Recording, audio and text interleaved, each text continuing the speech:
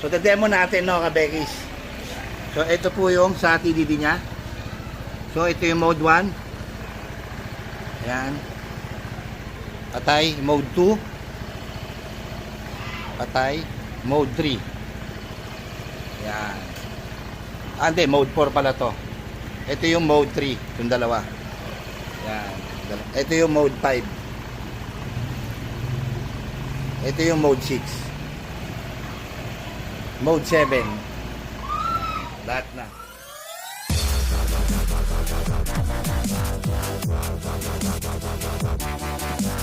At syempre meron po tayong Night Ranger mga kabekis. Paano ko in-install? Yung linya po niyan ng 87, dumiretso po yan tagi-isa. Bakit tagi-isa? Two-way switch lang po yan mga yan, no? Ibig sabihin po, sa diagram ng 7 mode sa Night Ranger, ito po yung mode 1, ito yung mode 2, tapos ito yung mode 4. Bakit mode 4? Kasi po, kada single color lang po. Ang kulay po niya itong TDD na gamit is red, white, saka yellow. Ayan o. Red, white, saka yellow. So, ibig sabihin ko, pag ito pinindot mo, mode 1, ito pinindot mo, pinatay mo to, ito naman pinindot mo, mode 2. Pag pinatay mo to, ito pinindot mo, mode 4. Okay?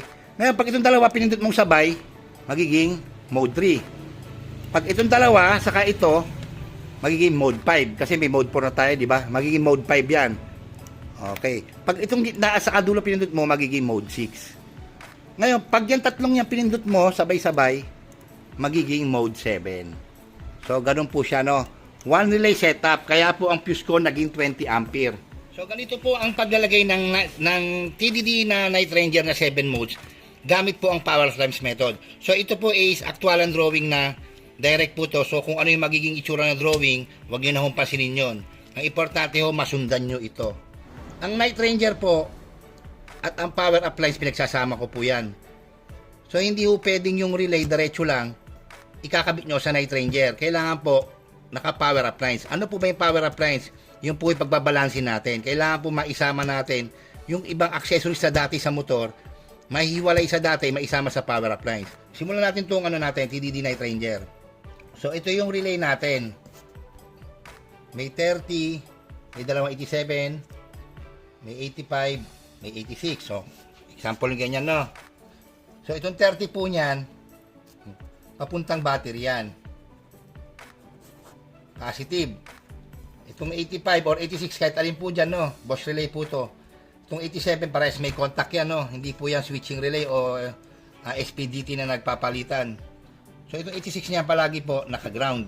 Sa body ground. Body ground. Tapos dadiretso sa negative ng battery. Itong 85 po, hahanapin nyo po lagi yung ACC line. Yung lumabas sa susian. Meron pong pumasok susian na live. May papalabas dyan na ACC line, ignition line. Tap nyo lang po yan doon. Okay? Itong 87 po, mangangailangan po tayo ng tatlong switch. Kunyari ito, halo switch.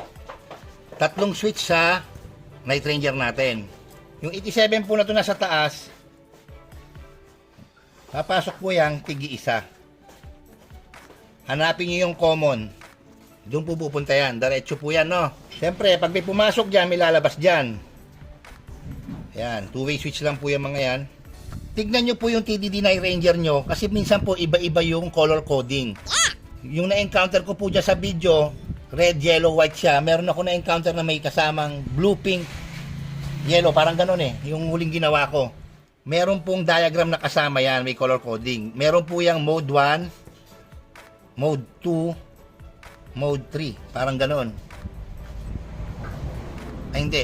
Mali. May color coding siya na kunyari, yung black, ground. Tapos yung red, kunyari, mode 1. Yung yellow, mode 2. Tapos yung white, mode 4. Hindi po 3, mode 4, no. Pero titignan nyo po yung papel pa rin. Tignan nyo po kung alin po doon sa color coding nakatutok yung single color lang niya. Maintindihan po ba? So kung ito magiging mode switch 1 natin, mode 1, ito mode 2, ito mode 3, pupunta po ito sa yan. Mode 1 natin, kunya nakalagay rito is red. Pupunta to sa red. red na linya po ng TDD Night Ranger natin. So ito yung Night Ranger natin. May linya yan. Isa, dalawa, tatlo, apat. Ayan, ganyan yan, apat. Tig-apat yung wire niyan. Yung isa dyan, black. Yung isa red. Yung isa yellow. Yung isa white. So kung ang mode 1 natin is yung red ng kulay, yung dalawang red ng TDD na ilaw nyo, pagsamahan nyo, ilagay nyo sa red. Okay. Itong mode 2 naman na switch, yung mode 2 natin dito sa Night Ranger natin is yung yellow na wire. Pagsamahan nyo yung dalawang yellow ng Night Ranger nyo, ilagay nyo rito. Okay. Tapos yung mode 4 po natin, single color din yan, white po ang wire nun. Pagsamahan yung dalawang white ng Night Ranger natin, ilagay nyo sa 3. Ganun lang po kadali. Mode 1, mode 2, mode 4. Kasi itong dalawa, pag pinindot mo, magiging mode 3. Tapos itong dalawa, magiging mode 5. Itong dalawang gitna na to, magiging mode 6. Sa aking dulo. Pag yan lahat yan, mode 7. Ganun lang po kadali. Pero, hindi ko po ginagawa ito mga kabekis, take note no. Hindi ko to ginagawa ng ganyan diretso lang. Kasi po kailangan nga power appliance method nakabalanse. Lahat po ng motor na gaganyan, lalagyan nyo ng mga Night Ranger na ganyan, MIUI, PCX, ADB, kahit ano pang motor yan, always po, meron pa tayo isang 87 dito. Always po, kukunin nyo yung, hanapin nyo yung sa motor nyo, kahit anong motor, kung ano na nag-supply sa headlight. Ano ang nag-supply sa park light. Kasi po yung mga yan, dati na po sa motor yan. Ang gagawin nyo, hihiwalayin nyo ng linya, isasama nyo sa power up relay sa 87. Okay? Kunyari, ito ang nag-supply dito sa mga Yamaha is brown. Tignan nyo din po yung low beam saka high beam. Kailangan po sumama yon. Hindi pwedeng yung low beam lang ang kinat nyo, yun ang naka-power up sa 87, tapos yung high beam, nasa stock pa rin. Hindi. Kaya kailangan po i-trace yung maigi. Hindi nyo magagawa yung power up Night Ranger nang hindi kasama yung gantong gagawin. Huwag nyo yung ipipilit. Bosch relay lang diretso ganyan. Kaya ako nakalagay rito, using power appliance. Kasi nga ang power appliance natin is bagbabalanse. Ang gagawin nyo, itong 87 pang isa, hanapin nyo yung nag-supply doon sa park light, tail light, at plate light. Na-connect sa motor, dating harness ng motor yan, kakat nyo yun. Papasok po yan dito sa 87. Sa headlight naman, headlight, HL. May low, may high. Dating may linya ng stock yan, katin nyo yun. Lagyan nyo rin po sa 87. Ganun po ang power appliance, magbabalanse. Meron kang load na nilagay, meron ka rin binawas. Okay, malinaw ho. Kahit magulo yung diagram, sundan nyo lang yung sinabi kong drawing.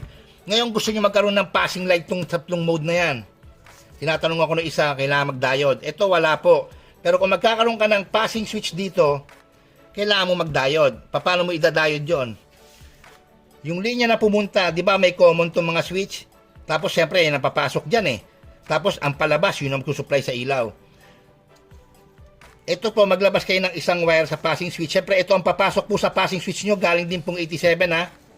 Hindi po galing lang po ng ACC line. Galing din po sa 87. Papasok po yan dyan sa switch ng passing at lalabas yan dyan. Isang linya, tapos tatap po yan itong wire nito, red, yellow, saka white. Yan po yung color coding ng Night Ranger natin, di ba? Bago kayo mag-tap dyan, lagyan nyo ng diode. 3 amp. 3 amp, pwede na po yan. Dito sa isa, diode din.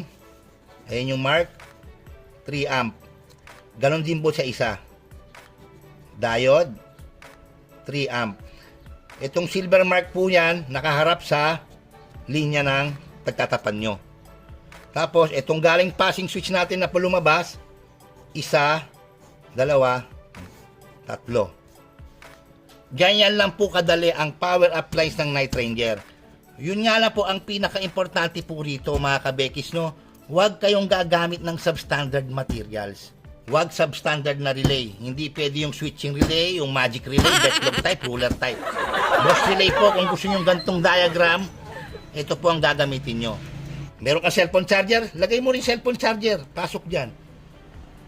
Meron kang MDL, kuwi mo sa 87 MDL, kunyari ito MDL. Pumasok lang sa switch po ang re-relayan, yung switch. Pasok sa common, tapos lalabas sa mga ilaw. Low and high. Pero pag ganyan na po karami, ang lalagay nyo na pong fuse is 20 ampere. Malinaw po. Kasi normally 15 amp lang ako lagi. Pero pag Night Ranger na po ang ginamit nyo at naglagay po kayo ng power appliance, sinama nyo yung sinasabi kong headlight, park light, tail light, mag 20 amp na po kayo.